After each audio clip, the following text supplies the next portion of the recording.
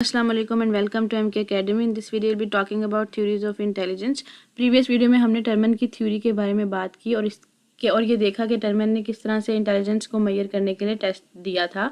और हमने देखा कि टर्मन के टेस्ट को अभी भी बहुत सारे कंट्रीज़ के अंदर, बहुत सारे कल्चर्स के अंदर फॉलो किया जाता है।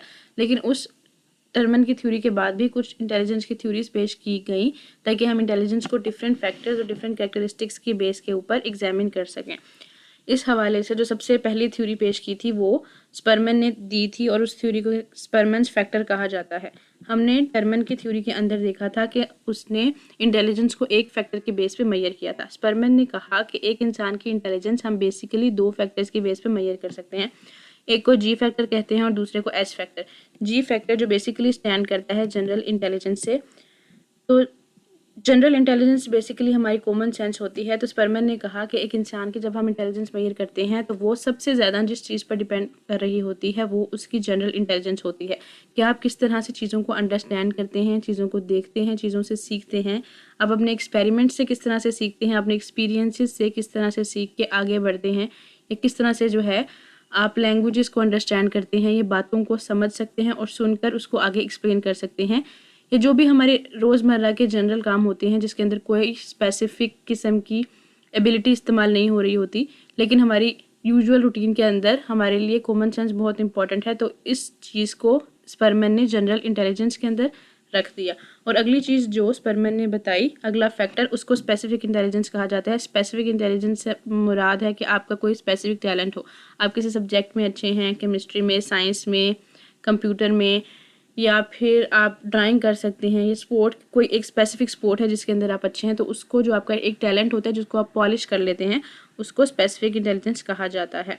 तो स्परमैन ने कहा कि ये दोनों चीज़ें एक इंसान की इंटेलिजेंस को मेजर करने के लिए ज़रूरी हैं।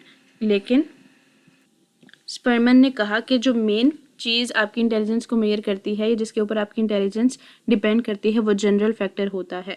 यानी कि अगर आप चीज़ों को अंडरस्टैंड नहीं कर सकते तो बिल्कुल नामुमकिन बात है कि आप किसी स्पेसिफिक फैक्टर में अच्छे होंगे या आपकी स्पेसिफिक इंटेलिजेंस या आपके अंदर स्पेसिफिक फैक्टर ज़्यादा होगा। तो उसने कहा कि किसी भी चीज़ के लिए, किसी भी स्पेसिफिक टैलेंट के लिए आपके पास जनरल इंटेलिजेंस का होना ज़रूरी है। और जिस तरह से हम देखते हैं कि कोई इंसान अगर फॉर एग्ज़ाम्पल स्विमिंग में अच्छा है या किसी स्पोर्ट में अच्छा है तो वो बाकी किस्म के स्पोर्ट्स में भी पार्टिसिपेट कर सकता है क्योंकि उसके अंदर अच्छा स्टेमिना है या वो उसके अंदर एबिलिटी है लर्निंग की। लेकिन अगर किसी इंसान के अंदर जनरल फैक्टर ही नहीं है, स्टेमिना ही नहीं है, उसकी फ़िज़िकल हेल्थ ठीक नहीं है, अंडरस्टैंड नहीं कर सकता, चीज़ों को आपस में जोड़ने की कैपेबिलिटी नहीं है, तो उसके अंदर एक स्पेसिफिक टैलेंट भी नहीं होगा और उसके अंदर इंटेलिजेंस कम होगी। तो स्परमैन का बेसिक कॉन्सेप्ट यही था कि दो फैक्टर्स एक इंसान की इंटेलिजेंस को डिफाइन करते हैं।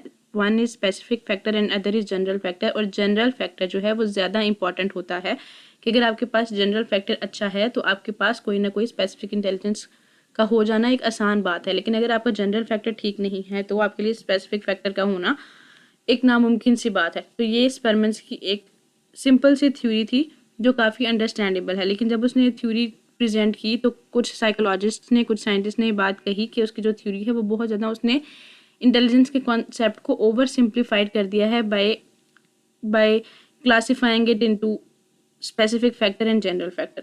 लेकिन चाहे जो भी बात थी, उसने एक नया कॉन्सेप्ट दिया था टर्मन्स की थ्योरी के आगे। तो इस वजह से एक पर्सपेक्टिव मिल गया था साइकोलॉजिस्ट को और उन्होंने डिफरेंट फैक्टर्स के ऊपर सर्च करना शुरू की, काम करना शुरू किया और इस बेस पर डिफरेंट थ्योरीज जो हैं वो प्रपोज की गई with time. So this was all about Spearman's factor intelligence theory.